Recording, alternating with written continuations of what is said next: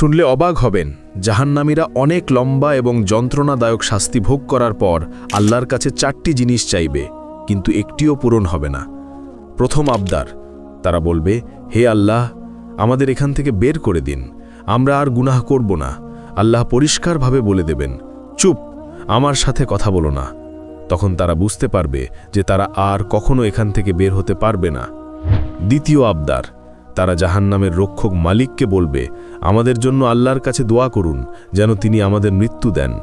মালিক সঙ্গে সঙ্গে উত্তর দেবেন না, 1000 বছর পর বলবেন, তোমরা এখানেই চিরকাল পড়ে থাকো। তৃতীয় আবদার, তারা শাস্তিদাতা ফেরেশতাদের বলবে, অন্তত একদিনের জন্য আমাদের শাস্তি হালকা করে দিন। ফেরেশতারা বলবেন, তোমাদের কাছে কি স্পষ্ট পথ নির্দেশ নিয়ে রাসূলেরা আসেননি? তারা বলবে, হ্যাঁ। ফেরেশতারা তখন বলবেন, তাহলে এখন নিজেরাই প্রার্থনা করো। চতুর্থ আবদার, তারা জান্নাতীদের ডেকে বলবে, ভাই একটু পানি দাও অথবা জান্নাতের কিছু খাবার দাও। জান্নাতীরা বলবে, আল্লাহ এই সব কাফেরদের জন্য হারাম করেছেন।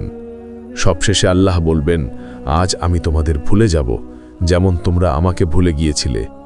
এই সব শুনে এখন থেকেই সঠিক পথ ধরো, কারণ মৃত্যুর পর আর কোনো প্রত্যাবর্তন বা দ্বিতীয় সুযোগ নেই। আল্লাহুম্মা কিনা আযাবাহ জাহান্নাম, হে আল্লাহ, আমাদেরকে জাহান্নামের শাস্তি থেকে রক্ষা করুন।